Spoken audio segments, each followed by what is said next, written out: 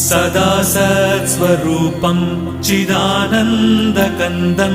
जगत्सम्भवस्थानसंहारहेतुं स्वभक्तेच्छया मानुषं दर्शयन्तम् नमामीश्वरं सद्गुरुं साईनाथं नमामीश्वरं सद्गुरुं साईनाथम् भवध्वान्तविध्वंसमार्ताण्डमीड्यं मनोवागतीतं